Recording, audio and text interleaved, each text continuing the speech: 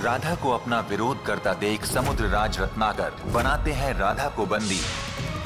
और दूसरी ओर अधर्म के मार्ग पर अग्रसर अश्वों से ब्रह्मपुत्रों को मुक्त कराने आए कान्हा और बलराम फंस जाते हैं सर्वशक्तिशाली अश्वों के मध्य। अश्वलोक में मनुष्य प्रवेश कर चुका है, ढूंढो उन्हें।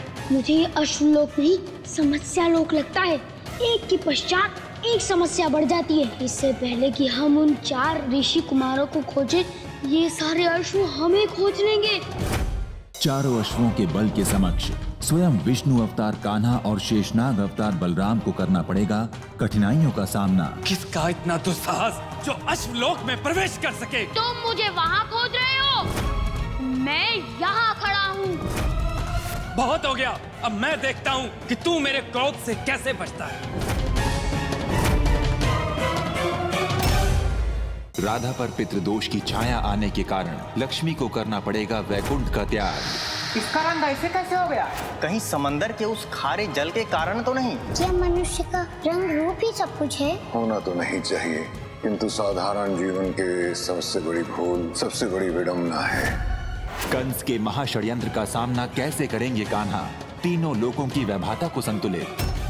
वरादेव, अब क्यों मेरी मैया का जीवन समाप्त करना चाहते हैं?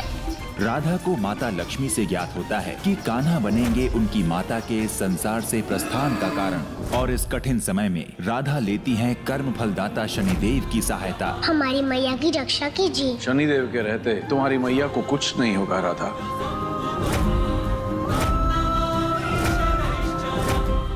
तुष्टो ददासी वै राज्यम हृष्टो हरसि तत्श्रवणम। मैं मनुष्य के अच्छे कर्मों से प्रसन्न होकर उन्हें राज्य दे देता हूं और उनके बुरे कर्मों से रुष्ट होकर उनका सब कुछ छीन भी लेता हूं, क्योंकि मैं शनि हूं, न्याय का देव, शनिदेव। इस संसार में सभी के कर्मों पर मेरी दृष्टि रहती है, फिर चाहे वो मनुष्य हो, यश गंधर्व हो, साधु हो, देवता हो, या फिर स्वयं ईश्वर ही क्यों ना हो, मैं सबको उनके कर्मों के अनुसार फल देता हूं। अच्छे कर्मों का अच्छा फल और बुरे कर्मों का उचित दंड। मेरे शस्त्र हैं भैया 7.5 दशा, महादशा और प्रत्यंतर दशा। जिसका जैसा कर्म उस पर शनि की वैसी ही दशा।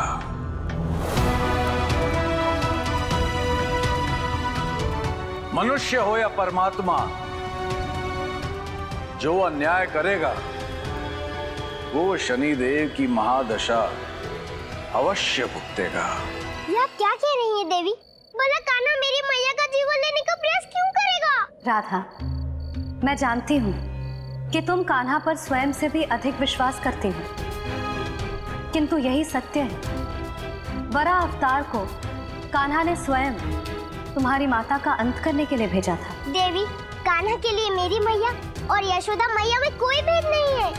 कितनी बार कान्हा ने मेरा और मेरी मैया का जीवन बचाया है, तो भला वो मेरी मैया का जीवन लेने का प्रयास क्यों करेगा? राधा, कान्हा को स्वयं नारायण ने और देवों ने तुम्हारी माता का जीवन समाप्त करने के लिए नियुक्त किया है। राधा, कान्हा राधा और राधा के परिवार के विरुद्ध कभी नहीं जा सकता। राधा, यदि तुम्हें मुझ पर विश्वास नहीं तो तुम स्वयं कान्हा से क्यों नहीं पूछ लेती? देवी, हमें कान्हा पर पूर्ण विश्वास है, किंतु आपका संदेह दूर करने के लिए हम ये बात कान्हा से अवश्य पूछेंगे। परम अवतार श्री कृष्ण नियति द्वारा निर्धारित माता कीर्ति के धरती लोक से प्रस्थान के लिए धारण करते हैं कश्यप अवतार, और राधा पहुंचती है कर्म फलदाता शनिदेव के मंदिर। और लगाती हैं अपनी माता कीर्ति के प्राणों की रक्षा की गुहार। मैं जानता हूँ तुम्हारी माता निर्दोष है और हमारे रहते किसी भी निर्दोष को कोई दंड नहीं दे सकता, फिर चाहे वो महादेव हो, ब्रह्मदेव हो या फिर स्वयं परमावतार श्री कृष्ण ही क्यों ना हो। महाराज जी 5000 रुपए दे दियो, हमारा ना कुछ दिनों को गुजारा हो जाएगा। इन फरियादियों को 500 अशर्फियां दे दीजिए। महाराज की जय हो। नेक्स्ट। महाराज, मेरा एक दोस्त नल्ला था जिसको मैंने 5 लाख रुपए उधार दिए थे, उसने अभी तक मेरे पैसे नहीं लौटा है। हम महाराज हैं, कोई पुण्य नहीं। महाराज की।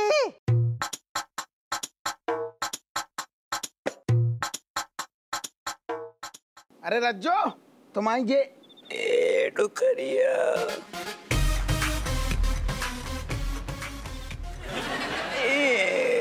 डुकरिया, मैं सबसे पहले तेरो खून पीऊंगी, बाकी बात तेरो लौंडा को खून पीऊंगी। हे भगवान, मुझे शक्ति दो, अपनी सुहाग की रक्षा के लिए मैं जो लड़ाई लड़ने जा रही हूँ उसमें सफल हो सकूं। वैदेही,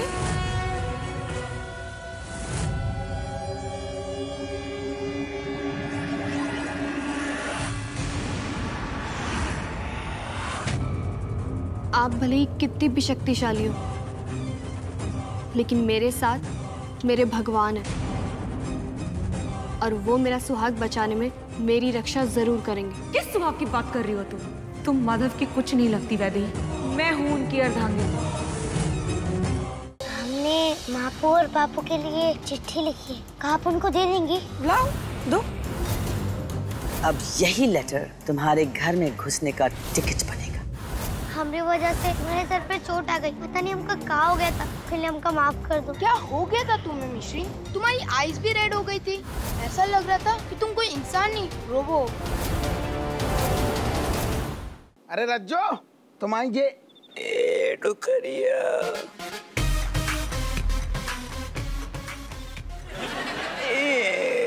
डुकरिया, मैं सबसे पहले तेरो खून पीऊंगी, बाकी बात तेरो लौंडा को खून पीऊंगी। हे भगवान, मुझे शक्ति दो, अपनी सुहाग की रक्षा के लिए मैं जो लड़ाई लड़ने जा रही हूँ उसमें सफल हो सकूं। वैदेही,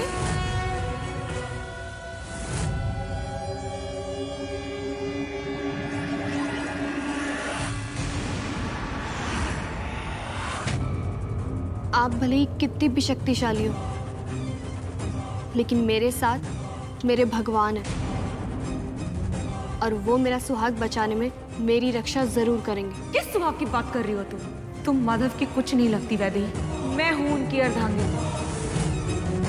महाराज जी 5000 रुपए दे दियो, हमारा ना कुछ दिनों को गुजारा हो जाएगा। इन फरियादियों को 500 अशर्फियां दे दीजिए। महाराज की जय हो। नेक्स्ट। महाराज, मेरा एक दोस्त नल्ला था जिसको मैंने 5 लाख रुपए उधार दिए थे, उसने अभी तक मेरे पैसे नहीं लौटा है। हम महाराज हैं, कोई पुण्य नहीं। महाराज की।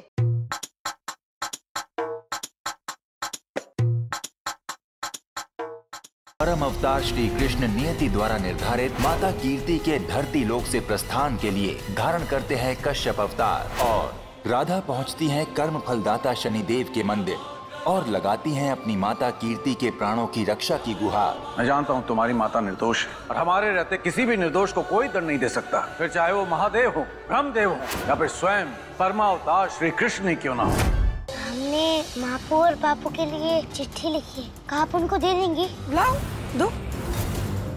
अब यही लेटर तुम्हारे घर में घुसने का टिकट बनेगा। हमारी वजह से तुम्हारे सर पे चोट आ गई, पता नहीं हमका क्या हो गया था, फिर हमका माफ कर दो। क्या हो गया था तुम्हें मिश्री? तुम्हारी आईज भी रेड हो गई थी, ऐसा लग रहा था कि तुम कोई इंसान नहीं रोबो। महाराज जी 5000 रुपए दे दियो, हमारा ना कुछ दिनों को गुजारा हो जाएगा। इन फरियादियों को 500 अशर्फियां दे दीजिए।